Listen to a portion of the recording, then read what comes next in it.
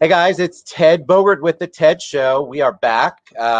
Very excited, kind of honored, I have to tell you, to have the Mr. Senator Randolph Bracy with us on the show. Hello, Senator. Good afternoon. Hey, Ted, I'm doing well. Good afternoon to you. I feel honored also to be on your Well, show. thank you. I love your work. I love what you are doing. I don't do a lot of research on guests, but I figured I better at least know a little bit before I went into this. And I just was constantly amazed. And I want to talk about your work, but I would love if you would give my audience a little background. They love origin story, and then maybe kind of lead us into why you became or how you became a servant leader, a public leader. Well, I would take you back to, really my parents. My parents have been serving the public good in a different way in ministry. My mom has an interesting story. She integrated the public school systems of Alachua County. She was the first Wow. in Gainesville, and so she wrote a book about it. It's funny. I was on another show and I mentioned it, and then they had my mom as their next guest. But Oh, but she, I love but it. she, yeah, but she has a great story, and so I guess I mentioned that because her being the first and having such a difficult uh, story about integrating public school system, um, she impacted me. It's just as far as like just making a difference, being out on the front lines of change. And she ran for public office shortly after I graduated from college. So you have it in And your blood somewhere. yeah, so she asked me, I do really, I get it honestly. And so I ran her campaign. She lost that campaign, but from that point on, I've been involved in local politics. And when the opportunity came, I felt compelled to run. I never wanted to, but um, an opportunity came, and I thought it was for me to do it, and I won, and I've been serving in the legislature for the past 8 years, four in the House, and then four as a senator. Yeah, What was that's the my biggest story. surprise when you, because it's one, I think we all have aspirations. Most of us want to make a change. We don't know exactly how to do it. So public Mhm. office is probably the most public, for lack of a better word, way to Right. get out there and show people. But then I know I've had a lot of elected officials on, and I always ask them, what was the thing that surprised you most when you got into the system? Because it's different being on your side than it is being on my side of that. Yeah, that's a good question. I would just say that question. I think I was frustrated, to be honest. If I was totally honest, when I got to Tallahassee, I never thought I would do it long. I just said, you know what? I have a couple things that I believe in that I want to change, and once I do that, I'm gone. I guess it was pretty naive because I didn't get any bills passed. Although I tried and did everything I could, it wasn't because of a lack of effort. It was just the system, the process. Being a minority, in the minority party as a Democrat, and the Republicans controlling the House, Senate, and the governor's mansion. The opportunities to pass legislation that my community wanted to see was difficult. But anyway, that's what I would say. Sometimes frustration and And still, oops, and still is probably we love, and probably still is. I mean, I'm sure that you've got ideas, you have things that you're passionate about, and there's a whole system and a process in place that you have to try to maneuver through. Um, I think people give politicians a bad rep when all you're trying to do is maneuver through a system that's been set for a very long time to try to get your ideals out, which you did. So I want to spend time talking about it. I read an article on you that you introduced, and correct me if any of this is wrong, the part of the bill that included the Ocoee Massacre being included in the Florida history books that we're going to teach, Mhm. our curriculum. It was not included before, I guess. So can you give us a little history, maybe, um, give us a little bit about Ocoee Massacre for those who don't Yeah. know, and then tell us how that became important. Why was that something that you thought was really necessary to be included? Sure. So the Ocoee Massacre happened exactly 100 years ago when the city of Ocoee had a black population of maybe 500 people, but you had a lot of black people who owned their land back then. There was one man in particular, July Perry, who was very wealthy. He was like a broker for the black and white workers in that town. He kind of ran the town, and he amassed wealth, and he there was a lot of jealousy because of his stature and his wealth. But not only did he have a lot of land and such, but he also organized on the election, the presidential election 100 years ago, the black community to vote. And so, he was denied, and a massacre ensued. Basically, not only did he own land during that time, but he had the audacity to now organize. He was well ahead of his time, and so it's still to this day the bloodiest day in American political history because it happened on the presidential election day in 1920. And so, as we were approaching the 100th year anniversary, and I started to watch, even in Congress, some of the conversations about reparation. This story has been kind of in my mind and heart for a while about about the Ocoee Massacre, and I just felt like it was time to for this story to be told on a larger scale, and I think it's time for America to deal with its past. And I believe, and I talked about reparations. I put reparations in this bill because, again, not only was an entire group of people slaughtered, but their property was taken, and that was supported by the state government. The state government deputized the mob that went in and burned their people's houses, killed all these people, and this was the times. The city of Ocoee supported it, as well as the state and Congress. Congress later made an opinion on what happened and supported the mob in their actions. So the state, I believe, owes a debt. When you talk about land theft and there have not been any repair for that, we have to have a conversation about that. So, like, Agreed. just forget about the generational trauma of killing an entire generation. What about the actual financial implications? That is documented. And so that's really what started this whole process. And so I filed I didn't know about it until I read that article. And that's just an honest. And so that aggravated me that I didn't know it. I'm a product of Florida schools. And I just was amazed that it wouldn't be included. Such an important, just so important and so impactful. And I was really, really flabbergasted that we weren't teaching it. What's that like? I want to go back to reparations in a minute, but I have a question about what the process is like for you, because you want to include it, but that's the first time I've ever seen like a specific incident in history be legislated in. So I was fascinated by that process. How did that work?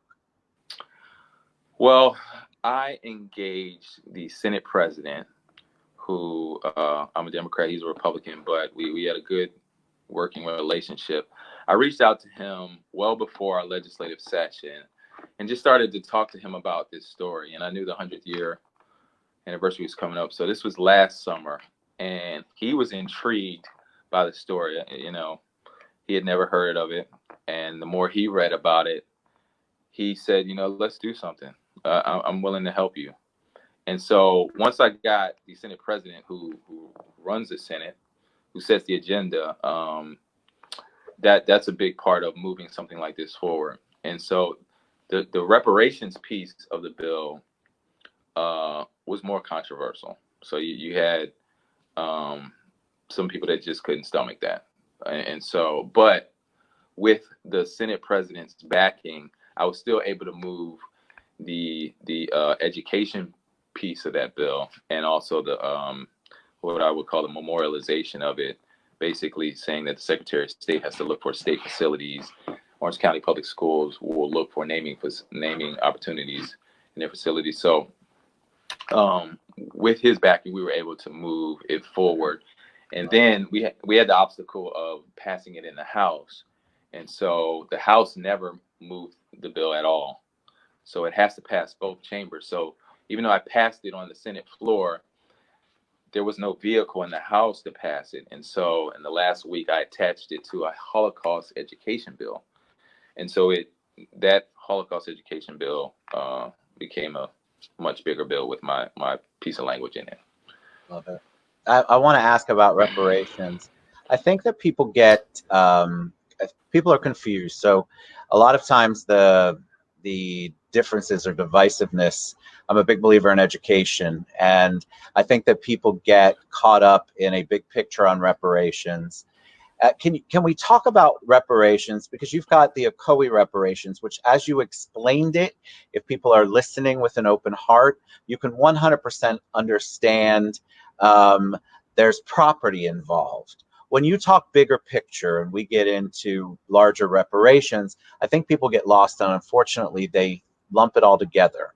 So on the reparations side, what would that look like if that got through? Was that going to give reparations to the descendants of the people who were involved, massacred in Ocoee? What was that going to look like? Because I want people to have a clear understanding of what reparations means, and this is so backyard for us that I want us to really be able to touch it and feel it. Yeah. So there was a financial piece that was going to go to the descendants of the victims. I mean, it was simple, but there was conversations with myself and the Senate president about how we do it. Is it direct payment to the descendants? I initially had it where it would be $150,000 per descendant, and that was the max that they could receive. So, depending on how many descendants there were and how many people could provide that proof, and there was a whole system and how that was done, that would determine if they would get the maximum. But we also just discussed about scholarships. If you know about Rosewood, or if you've heard about Rosewood, they basically did just scholarships for the descendants, and that was the first basically state given reparations, Yes. state appointed reparations, and it's right here in Florida. And what's interesting about Florida, I mean, Florida has such a dark history when it comes to racial violence. Many people don't know Florida has had the most lynchings of any state per capita in this country. And so I just think we have to have an open conversation. And many times, as I started to research this, I mean, I came forward with the Ocoee bill, but then I had people reach out to me from all over the state. Have you ever seen what happened in Perry, Florida, or what happened with the Newberry Six? And I was like, as I started to look at this, Florida was terrible when it came to its treatment of blacks. And so, and at the crux of all of these different incidences was black people with substantial wealth for that time on considerable amount of land. And that was really what drove the violence. And so when you talk about the wealth gap in the United States, when you've had government supported terrorism, government supported land theft for decades, and then even when lynching was abolished, then you had government policies that would not allow people of color to get loans for property. I mean, it just Mind-boggling, really. Yeah, I mean, how do you not? I don't know. How do you not consider it? So anyway, that's just my thought on that. But will it happen? Do you believe the reparations will? Because that part of it, the bill got passed, if I'm not mistaken, or moved forward without that in it. That part did not go through. Will you be reintroducing that? Are we going to continue that fight? I will. Absolutely. Absolutely. I think it's relevant more than ever right now. So I will. And there was some support, some surprising support as I moved the bill forward. No one really knew about it. I shouldn't say no one, but the majority of people in the legislature didn't know about it. But by the time at the end of the session came, everyone knew about it, every legislator. And so, for an example, the guy that I put who carried the Holocaust bill in the House, a powerful House chairman, mentioned that he wants to look at reparations for this incident. And so I think as people are educated about what has happened, and the more we just get comfortable talking about issues about race, I think people can start to see what has happened in our past in this country. And there is a legitimate reason for it, I believe. So I think it's the open dialogue is so critical. I'm trying to engage more and more leaders to come on and talk and have an open dialogue. I think people get so caught up. Social media can be your best friend or your worst enemy, or some days it's both. And I think people get so frothy on social media, but I just feel like those dialogues are just a lot of back and forth hate without education. And I'm very happy when someone like you will come on a show like this and we can actually show that two human beings can have a discussion, and you're giving us facts and nobody here is spewing anything hateful back. Are you hopeful? How are you feeling with everything going on here? Do you wake up in the morning and you have a sense of hope? Do you have a sense of cautious optimism? Where are you at? That's a good question. I'm hopeful. When you see these protests, this unrest that's going on, I still think that there's some necessity to it. I mean, I don't condone violence, but I think because of like what has happened with George Floyd and some other incidences, I think people are a little bit more aware, and they're a little bit more willing to talk and willing to be a little bit more open-minded. I saw, or maybe heard a podcast where just the fact that it is believed now that Black people may be treated differently by police. I've heard people say like, oh, they didn't believe it, but I think because their relationship with the police may be different. So, I don't know, police may come by and take their kids to a program or something like that, but Black people have just a different relationship with police. Right. And so when all of this starts to be documented, you can start to see, because of social media and camera phones, just the fact that someone says, wow, I mean, okay, that was wrong. But it's not like this just started, but it's more There's available. momentum. I feel like we have momentum. I feel like we have, momentum. I feel like we're moving in the right direction. It's certainly the loudest in my lifetime that I remember, because I was born during maybe the early parts or the later parts of the civil rights movement in the 60s.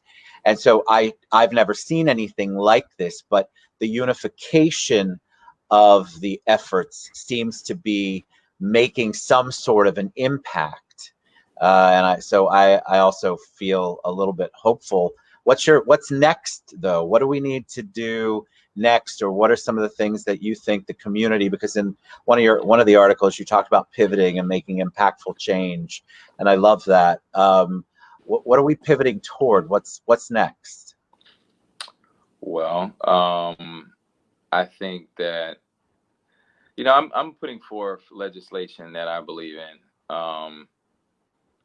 I have some police reforms, and as I was talking about police, I want to say that I'm definitely not anti-police. I believe there are good people in the police force, and so I just want to make that clear. But I just think if we can have open dialogue about what's going on, I think everyone's better for it. But I have certain reforms. I mean, I don't have all the ideas. I get some ideas from people that just write to me, And I just try to be a conduit for my community and say, you know what, that makes sense. Let's do it.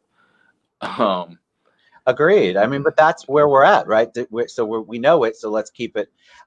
I want to encourage people on the show, especially whenever we're having these dialogues. We've got a lot of comments, people saying, "This is great. I didn't know about Ocoee. I want to learn more." We just have to keep having these discussions. right. It can't stop. It can't all of a sudden. We can't be distracted by the next big thing, which we in America tend to be. We forget very quickly. And I just pray a lot that we continue to have the open dialogues, and move it forward. I don't want to see anything go away until we make some significant changes. And by Right. significant, I don't know what that is, but it's got to be better and different than what we have right now. Yeah. So let I've me ask got you, some. go Go ahead. ahead. I'm sorry. No, please. No, I was just saying I had a 10-point plan that I proposed a couple weeks ago on police reform, and just a mandate to wear body cameras, um, the citizen review board, giving that a little bit more teeth. I mean, I think the sensible reforms I had were something that I think people should agree on. And I mean, having an independent investigation when there's excessive force complaints, because normally a police department has the internal affairs.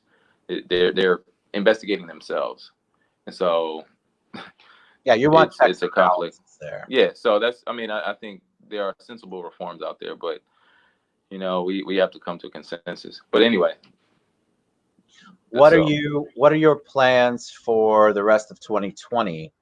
Do you think that are we going to be opening up? I ask anybody who's elected official what their thoughts are, because Miami just shut down yesterday.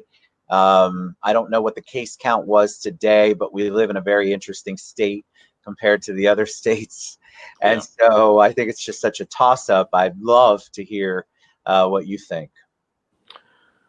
Well, this is the governor's decision. I mean, the people elected Governor Ron DeSantis, so that will be his decision.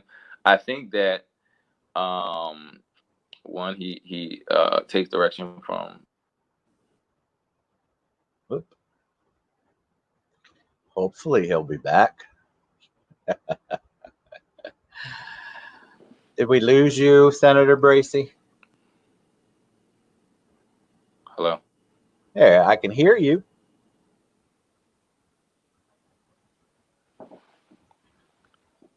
Guys, as he's hopefully coming back, I mean, this is why we have to continue to have open dialogue and open conversation. Um, Senator Bracy and we lost him for a bit. Maybe he'll come back on. We have to keep having open dialogue where we can voice what we're feeling and thinking in a constructive, adult manner, respectful manner, and we need to be able to not fear that there's going to be ramifications or consequences if we're asking a heartfelt question. So some of the things, let me bring Senator Bracy back on. Hello. So, hey, Yeah. sorry. So I No, was just saying go that, ahead, please. yeah, that would be up to the governor to decide. But I think he's concerned about the economy and what happened when we did shut down the economy. So I think that's more important to him.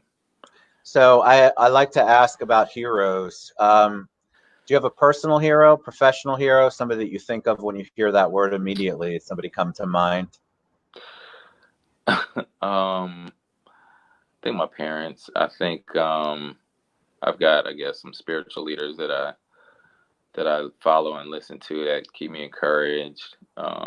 Certain pastor, my current pastor, uh, people like TD Jakes. I mean, it's hard to. I'm a big sports guy, so I played Who's college your team? sports.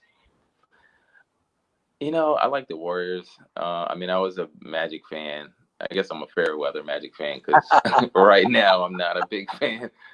But back in the day with Shaq and Penny. I was big fans then. I like the Warriors. I like Steph and just the way they play. So, yeah. All right. So tell us how we can best reach you if we want to. I mean, I have it scrolling across. I have your your URL, your website, and your Okay. Facebook link. What's the best way for people to get involved with what you're doing? If they say, hey, I love this, I want to be more educated on it, I'd like to do some work in my community, what's the best way for them to do that and reach out to you? Yeah. They can call our office 407-297-2045. I would follow me on all platforms: Instagram, Facebook, Twitter, at Randolph Bracy. We really give a lot of our information on social media, and just reach out to us. We're always active. We're always doing community events. We're feeding people during this coronavirus. We are trying to provide jobs in our community. We try to just have our hands in a bunch of different things to help our community. So if you need help, unemployment issues, we've really been busy. Our staff has tried to. We filled so many calls and emails to help I people get can't even access. imagine. Oh my goodness, it's heartbreaking. It's heartbreaking. I see it every day, and I just have so many people I know who have been impacted, and it's hard. I don't know how you recover when you can't get the. But that's a whole nother story, the system itself. But Yeah. I just want to give you huge kudos. I think what you're doing is amazing. I love the work that you're doing. We'd love to have you back on maybe toward the fall when we've got an update. But thank you for coming on and having an open conversation. I think it's important for us to continue to do that. And I'm sure your plate's full with these kinds of discussions all day long. I'm happy to do it, Ted. I appreciate you having me on, Absolutely. and you're a good host. I enjoy this. Thank you. Thank you very much. All right. Senator Randolph Bracy, reach out to him on social media. I've got his website and I've got his Facebook there, but you can find him on Instagram as well. LinkedIn, I found him too. Thank you again, Senator, for coming on and for all that you're doing. Thanks again. You All got right, it. guys, we'll see you back around 2 o'clock, 3 o'clock. What time is it? Yeah, 3 o'clock with some music. I don't want to make Senator Bracy